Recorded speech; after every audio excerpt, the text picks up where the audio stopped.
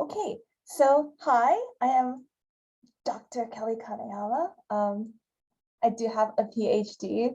I'm not supposed to be looking at the chat, but I did see, I used to listen to the singer's version of Somewhere Over the River when I was little. Yes, that is the same guy. If you have seen a movie or a commercial in the past 20 years, you'll probably have heard his version. It's one that goes, ooh. Anyway, so that was Israel Kamaka Viva Ole, and that was an excerpt from his song about Maui. And Maui is a demigod, trickster character who is in Hawaiian folklore and myth is responsible for pulling the islands up out of the ocean, slowing the sun in its path, because the story goes that the sun used to be really, really, really fast, and he slowed it down. So that it goes at the pace it goes today, so people can do all the things they need to do during the day. And there's a second verse that talks about how Maui brought fire to humanity and all of that. But the reason I wanted to play that for you is that, Israel Kamakaviva Ole sadly he has passed away. He was a mainstream Hawaiian musician. Hawaii doesn't really have a distinction so much between Hawaii, between like Hawaii music and Hawaii folk music. There's it's all just mixed in there. But, I remember hearing that song on the Hawaiian music station, which is a 105.1 KINE. That's actually their slogan. So, this wasn't like an underground thing or a niche song. This was a song that everybody who listened to the station was hearing about Maui. And I'm not going to talk a huge amount about Maui today, but I wanted to just bring this in as an example of what I mean when I say folklore in Hawaii is very much just connected to our everyday experiences and interactions with the spaces we inhabit. And to that end,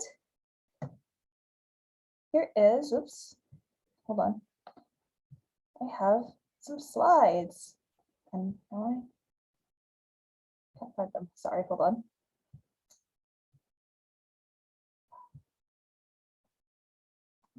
I just have to scroll back up to the top. And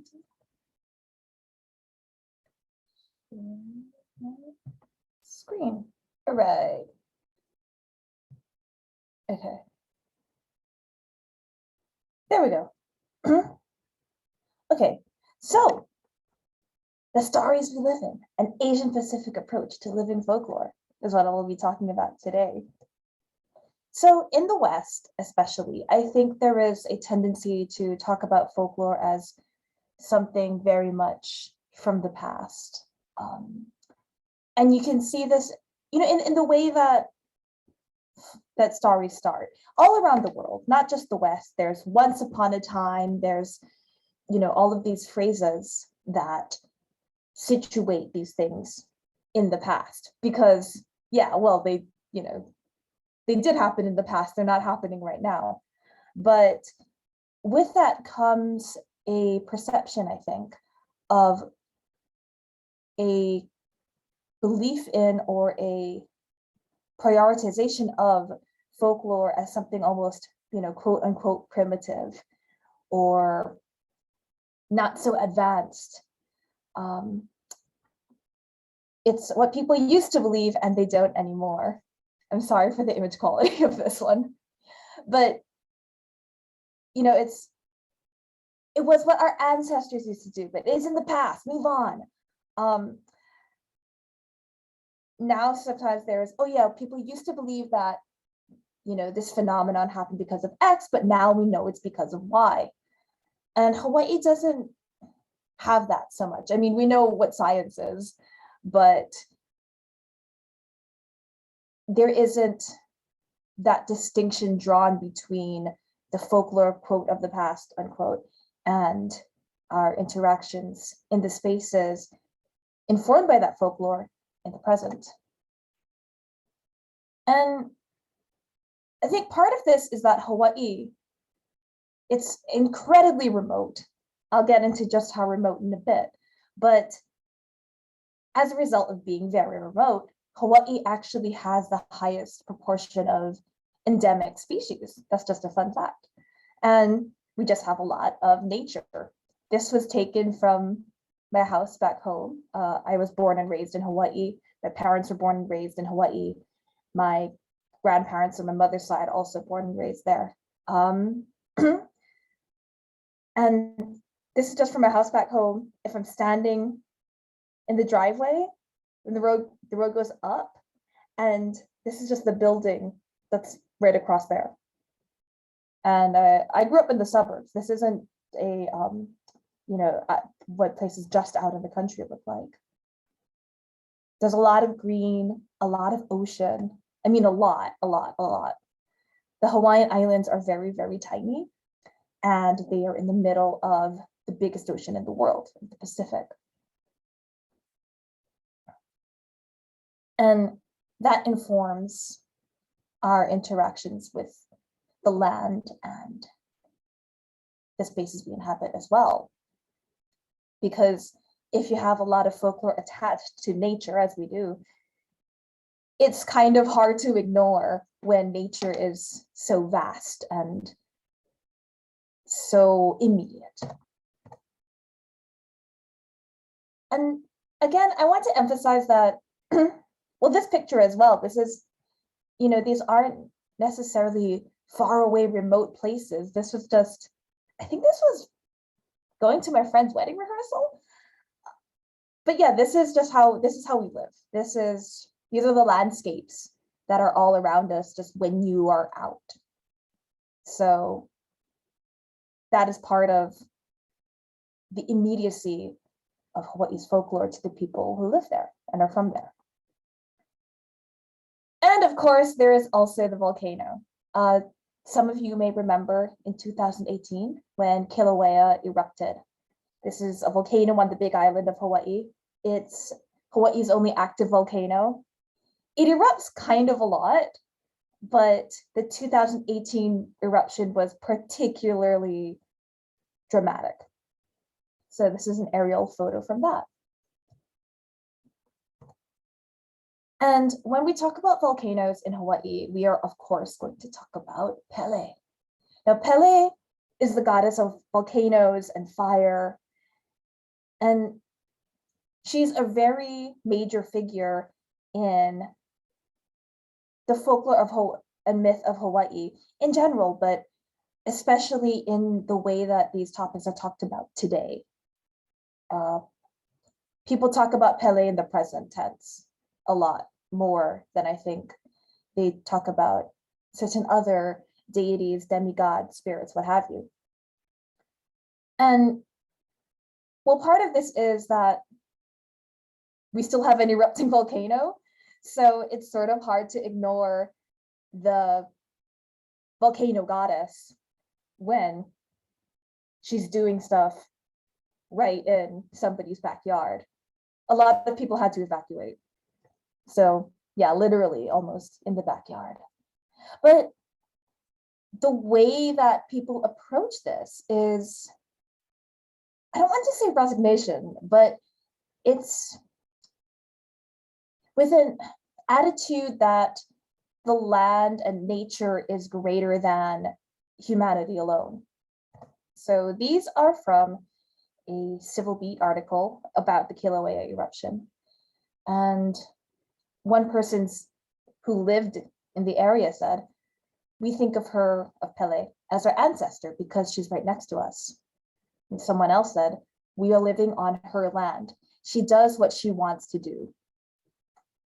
And this second quote especially encapsulates a lot of the attitude that is held throughout Hawaii towards folklore and myth, because the land was there before we were. I think even if you are native, indigenous Hawaiian, I should say at this point, in Hawaii, if we're talking about people, like the Hawaiian people, we use that term just for the indigenous people. So even though I was born and raised there, my parents were, etc. I'm Japanese and Filipino. So I would not consider myself Hawaiian, quote unquote. Just to clarify. Okay, so yeah, we are living on Pele's land. She does what she wants to do. We are guests, basically. And I think especially for people who are, it's something for people to bear in mind who are not Indigenous, even if their family has been there for several generations, that we are guests of the land and the first people to have a connection to that land. But that also means, if you're a guest in somebody's house, you can't really tell them what to do. You can't really make the rules for them. They make the rules for you, and you have to live with it. And so it is with Pele. So why talk about Pele so much? If I want to get really Western on it, I would tell you that it's because volcanic soil is extremely fertile. It is. It's excellent for growing things. So you have some gorgeous, gorgeous plants that spring up around areas of volcanic activity. The Hawaiian Islands were formed through volcanic activity. So if it weren't for Pele and the volcanoes, there would be no Hawaii. There would be no Hawaiian people. There would be no us, basically. And also eruptions look extremely cool. As you can see from this scientific visual aid, this is also the 2018 eruption. But it is much more than that. So, as I said, folklore in Hawaii is incorporated into our experiences with the land and the spaces we occupy in a very immediate and ongoing sort of way. And I mentioned before that Hawaii is very remote. You can see here where my cursor is. Oh, sorry. Map of the world. Here is Hawaii. It's these little tiny dots over here. It is one of the most remote inhabited island groups in the world. A lot of people say it's the most remote. I read something that said, no, actually, that's Tristan da Cunha. I don't know. So I'm just going to say one of the most. You can see better here. The little pin is the Big Island, and the other little white dots are some of the other islands. I'm over here. I'm from over here. And up here, you can see this is the west coast of the US. So the nearest airport on this side is LA, which is 5.5 hours away. And to the west is Japan. Tokyo is 8-9 hours away, if I remember correctly. And if you look around at the rest of it, it's just Papua New Guinea's down here. But the rest of it is just ocean. So it's hard to ignore the concept of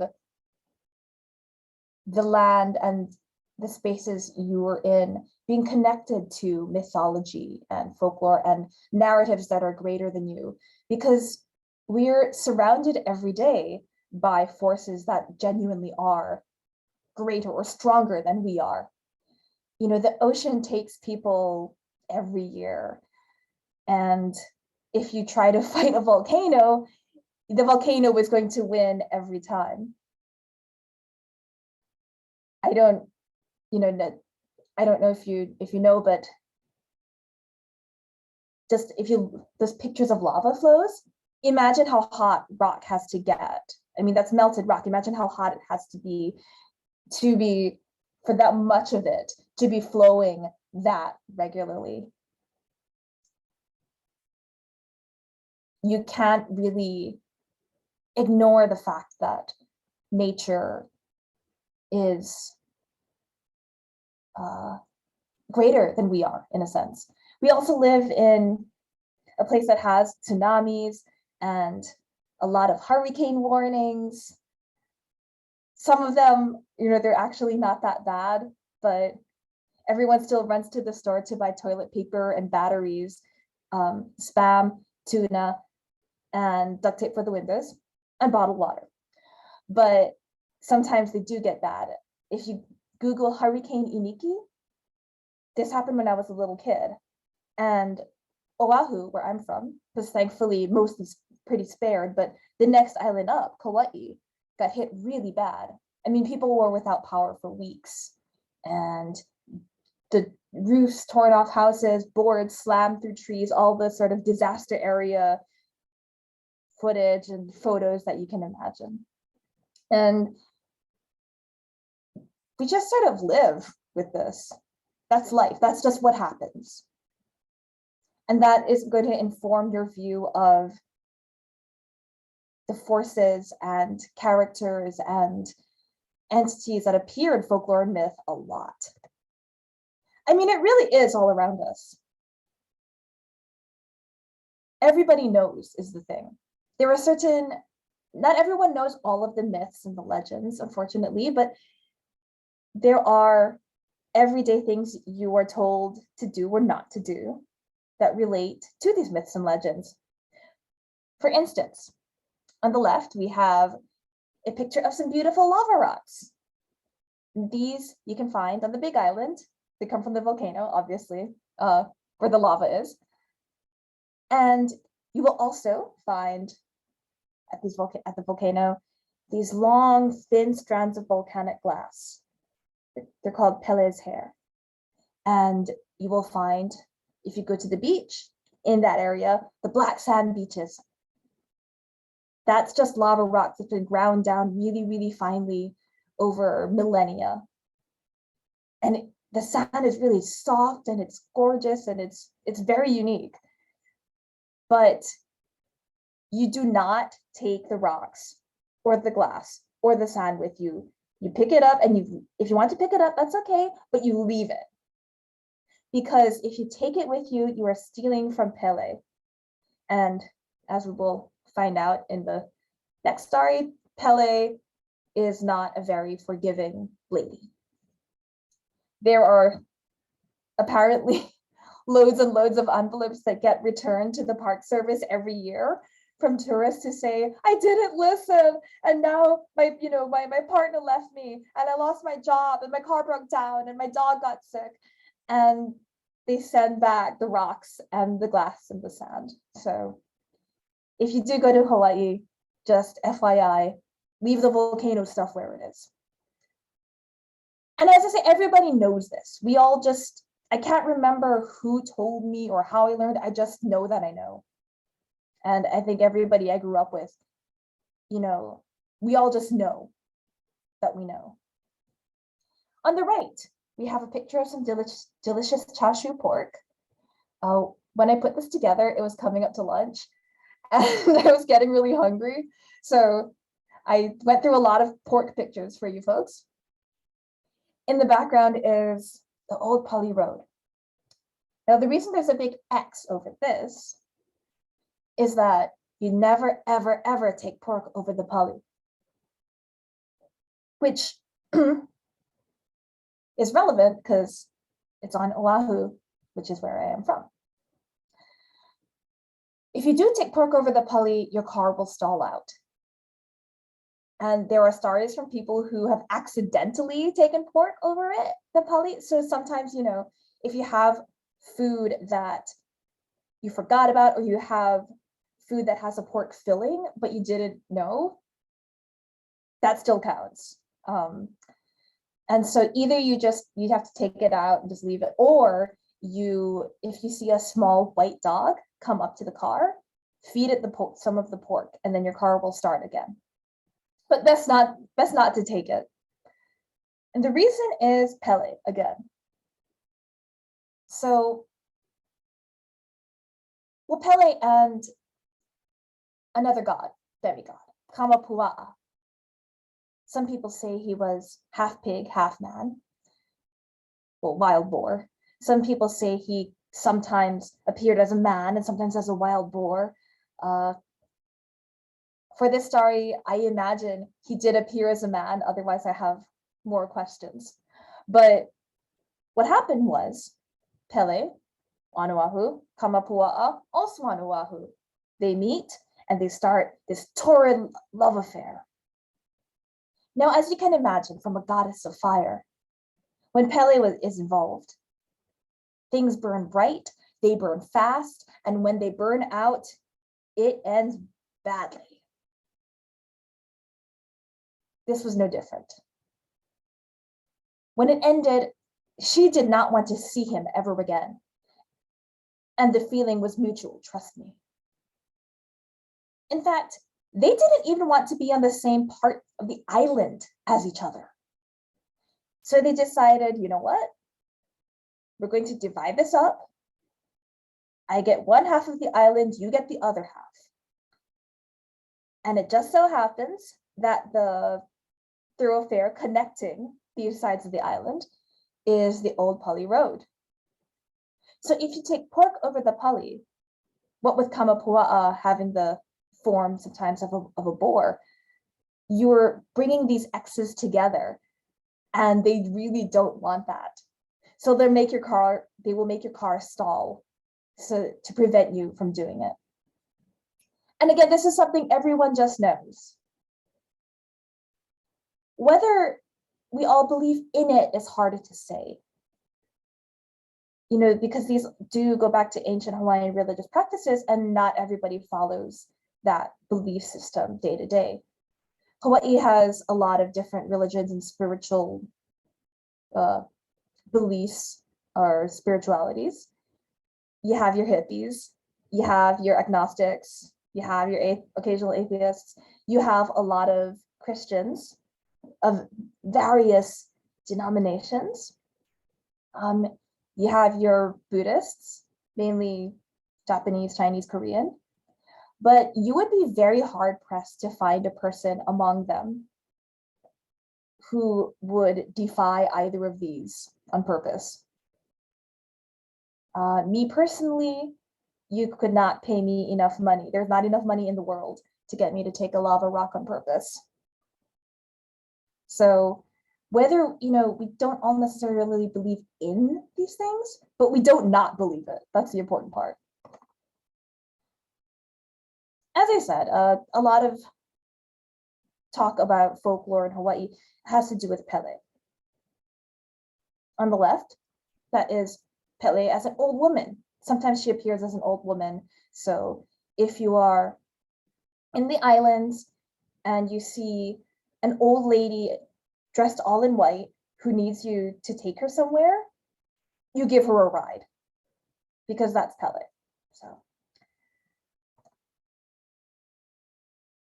So going deeper than volcanoes are cool, and there are a lot of them that make the Hawaiian Islands, the Pele myth is also a pushback, or can also be read as a pushback against colonialism and imperialism,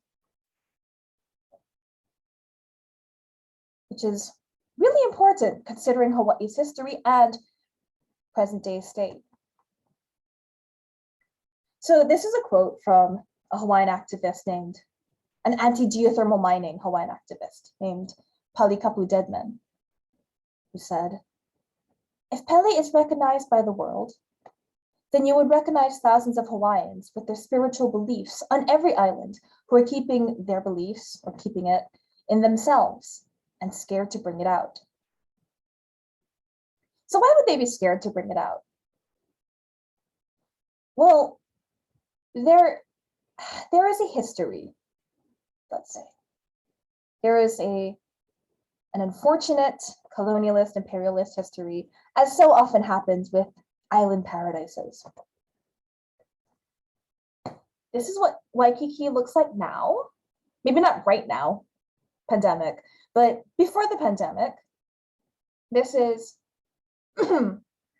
Waikiki on an average day. Waikiki is one of the major urbanized tourist areas. And as you can see, there are lots and lots of tourists. And if you look closer, you can see, you know, different nationalities and races and etc., which is great. everybody come, hang out. We'll all have a party. Hawaii's primary source of revenue is tourism, which is fun, nothing against tourists per se, but that comes, as always, with a lot of baggage. So Hawaii as tourist destination actually sort of starts with the Onipa'a, which is the illegal overthrow of the Hawaiian monarchy in 1893 by the USA. There has still not been a treaty between the US and Hawaii for this. Hawaii was a territory for 66 years, became a state in 1959, the 50th state. That's why Hawaii 5-0 is called that. Yeah, fun fact. And it became a production center for agriculture, but it also became a tourist paradise. Come to the islands, feel the sun, swim in the warm oceans. Our oceans are actually warm. Eat the tropical fruit. And come check out our hot ladies. Because as Hammond and Gonzalez both point out, the construct of the tourist paradise is linked to these images of exotic, submissive femininity. So even now, you will see images of Hawaiian tourism, or images used to market Hawaiian tourism, featuring hot Hawaiian ladies. And this is even more prevalent in previous eras, where you just have a lady in a lei and she's smiling and she's maybe holding a pineapple or something. And the message is, come to Hawaii, taste our coconuts. It's the image of Hawaii as, and I quote, receptive, feminized tropics waiting to be acted upon and transformed. So it's not just come taste the coconuts. It's you can do whatever you want. You can eat all of our coconuts if you want. We have so much aloha to give, as my aunties might put it. This isn't exclusive to Hawaii by any means. You will see this in a lot of marketing for a lot of tropical areas. You will see this also in a lot of places where the US moves in and takes over, especially in the Pacific Rim and in adjacent areas. I'm assuming you all have seen, if you all have seen Full Metal Jacket or similar movies or TV. But what Hawaii has is Pele. So Pele being a goddess, but a goddess of fire and the volcanoes, is the antithesis of this receptive, late Hawaiian lady. She's a feminine force that is, quote, unconquerable, quote, and she is the other, the same way that the exotic feminine tropical woman is the other. But unlike them, she must be feared, avoided, and propitiated. And that is very powerful. I suspect, especially to the indigenous people who have seen their population go drastically down. The native Hawaiian population has only just in the last few years started to recover numbers-wise from the absolute just destruction wreaked upon them by all of the diseases that came into Hawaii that they didn't have immunity against when colonialism kicked into real high gear. And with that came the suppression of native and indigenous culture, especially the language, the cultural practices, and the spiritual and religious beliefs. So talking about Pele is, excuse me, is a pushback against all of this combined oppression and attempted domination of Hawaii by the West and by the capitalist systems that come out of the West. Because, you know, a lot of our tourists are not from the West at all. But the way that the tourist economy does operate is very capitalist. I mean, I do think it does something to a culture to where we all grow up knowing that our money is that our collective funds are dependent upon accommodating the colonizer ultimately. And I think this is also why Pele is such a force in the way that the land is talked about among people in Hawaii, kind of regardless of their individual culture or racial background or ethnicity, because we're all living there, we're all under colonialism and imperialism still. And as long as those are around, the Pele mythos is still needed, and I think it will still persist and endure. So that's part of it. Another part of Hawaii's relationship with folklore comes from talking story. So Hawaii's oral tradition, combined with its modern multicultural history, means that there's folklore just everywhere. It's great. Talking story is the phrase in Hawaii Pidgin for just an idle conversation. Just, you know, you hang out with a friend, you chop it up, you're talking story. But that phrase connotes a mindset where everybody has their own narrative. You know, you're not just relating a string of events that are unrelated to nothing. These are all part of your narrative. And when somebody does the same with you, they're sharing part of their narrative. And it then becomes easier, I think, to see the landscape around you and the spaces you're in as having their own narratives as well.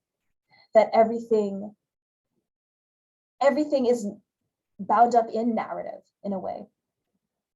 Because if we're all talking story, it almost doesn't make sense for us to do it if the places we're in don't have stories as well. And, you know, when I say Hawaii's oral tradition, so Hawaii didn't have a written language until the 19th century. Until then, it was pretty much all just, you know, passed down through speaking, listening, recitation. Traditional chants were all just, there aren't musical instruments in the way that you would think of them. They don't have wind or string, not traditionally. Like the ukulele is a more recent invention, but there are percussion instruments.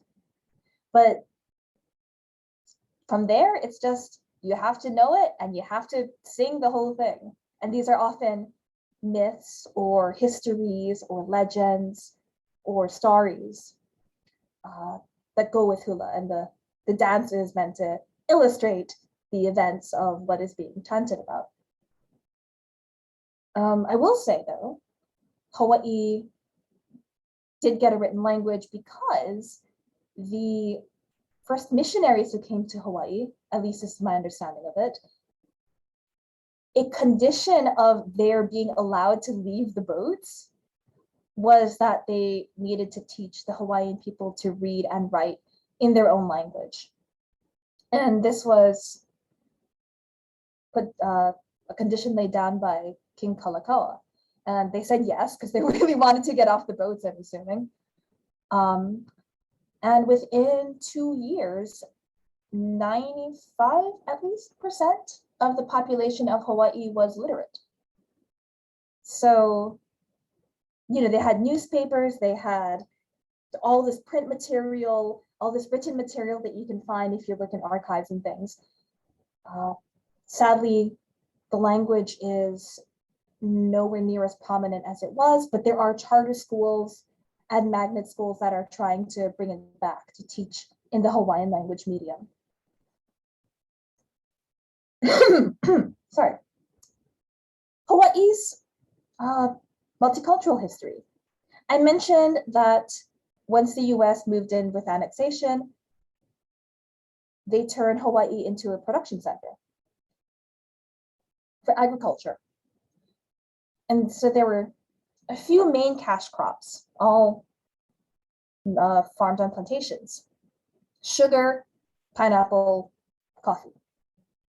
And to work on these places, the American companies had to bring in labor from elsewhere because, well, a huge chunk of the native Hawaiian population was dead. So they just didn't have enough people. And they went to the nearest places, which were East and Southeast Asia.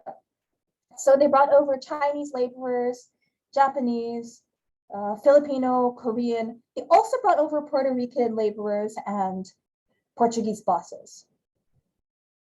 And you can see here are some Japanese women in the mid, taking a break, I guess, from working the fields.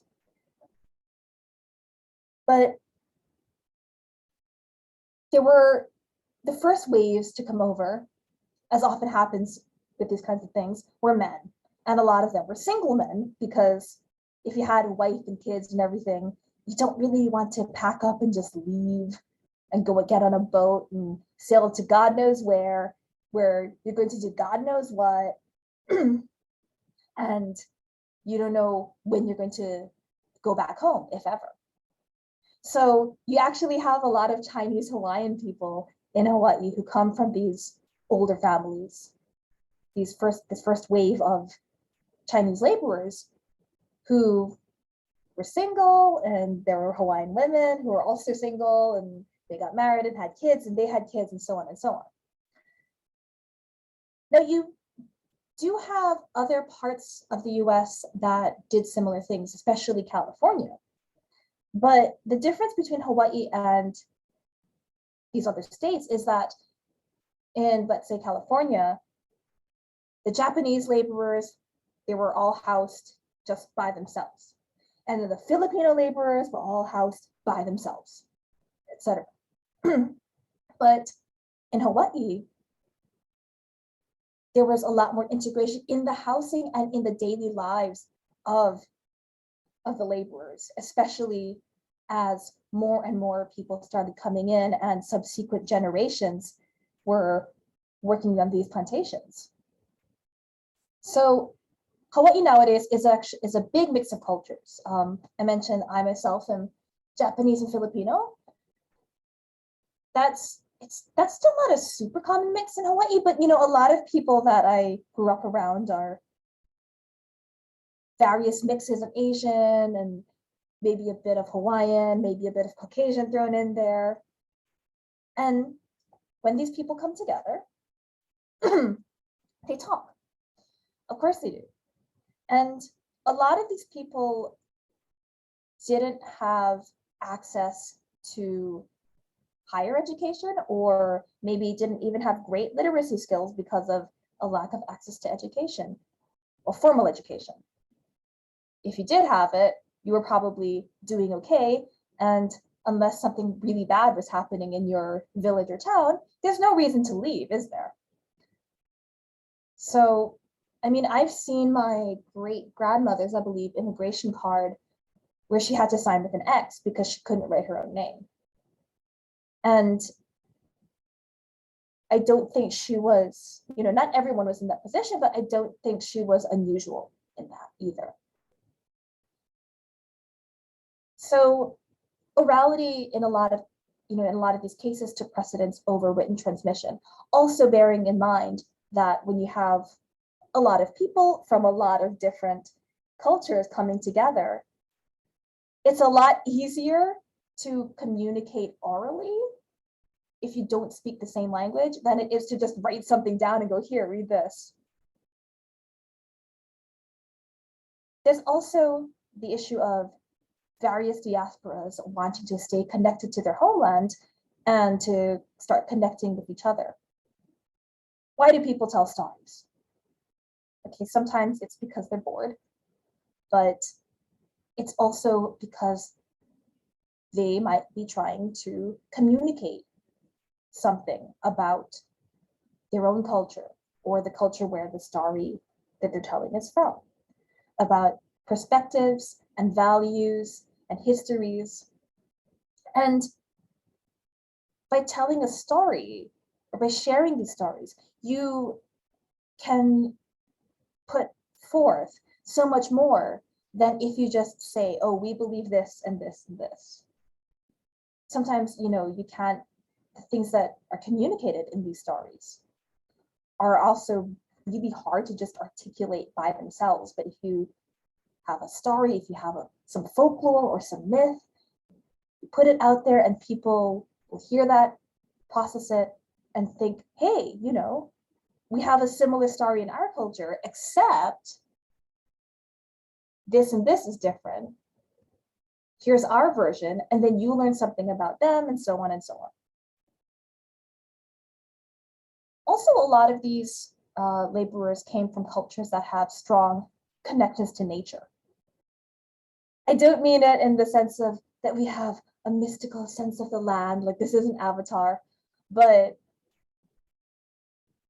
there is, I think, an awareness of nature as more a part of daily life, something that is dependent upon, especially since a lot of the people coming or maybe from more subsistence economies. So you have a sense of nature and its accompanying folklore and myth and all of that good stuff as a part of the spaces you inhabit as well. So for instance, Japan has a lot of stories about animal lives. I'm not sure exactly what the term is, but it's where a man meets this mysterious woman, and then she always has some weird stipulation about, yes, we can get married, but you can never come into this room when I'm doing X or Y. And so, of course, one night he can't handle it, and he busts in, and he finds out that she's actually a spider or a crane, or in one version, she makes him this amazing soup every night, and she won't tell him what the secret ingredient is. And in this one, it turns out she's actually a clam disguised as a human, and she's peeing into the soup, but the pee is clam juice. And invariably, once the man finds out that the woman is actually an animal, she says, well, I can't stay anymore, bye, and then she leaves. So these stories put forth this idea of nature as something that cannot be controlled. A little bit like the Pele stories, where nature, an aspect of nature is feminine, but in a way that is ultimately uncontrollable.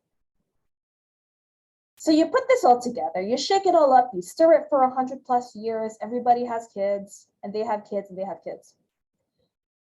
And what you get, well, for one thing is you get some really good food, as you can see in the top right corner there.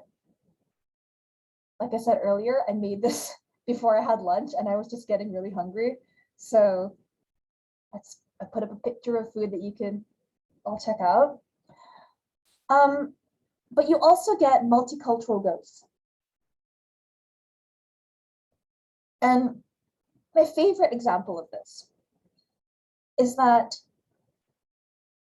in the Kahala Mall, which is a mall about 15 minutes from where I grew up, the women's bathrooms by the cinema, they're haunted. And the ghost that haunts them, she has long black hair and no face and no feet. And she wears a long dress. Some people say it's a mu'umu. And the reason I really like this is because it mixes the elements of so many different cultures, supernatural beings. So the long hair and the no face thing is Japanese. The long hair, that's what ghosts look like, or lady ghosts. The no face thing, there's a particular kind of supernatural being that doesn't have a face. I'm trying to the feet thing, I think is either Japanese or Chinese or both. But she's dressed like an old Hawaiian lady. So this one ghost encapsulates the mixture of cultures and the mixture of folklores that come together even in the modern spaces that we inhabit. And as a bonus, my mother told me that when she was growing up, there was a story about the same ghost, except it was at the drive-in movie theater, which no longer exists, but which used to be near where the mall is now. So the ghost has sort of always been there. Maybe she just really likes movies. I don't know. But the multicultural mix of Hawaii comes together to create its own brand of folklore that is in the modern, contemporary, urbanized, industrialized spaces, as well as in nature and in our landscapes. So in conclusion, that is why Hawaii has a sense of folklore, not as something just from the past, but as a present evolving force that informs our lives, our interactions, and our spaces today. And here is some bibliography. I sent Sam a link to the slides as a view only thing. So if you folks want the bibliography after, you can just get it from here. The guy who did the Pele paintings is named Kane. He did a lot of sort of Hawaiian mythological art. So look him up. It's good stuff.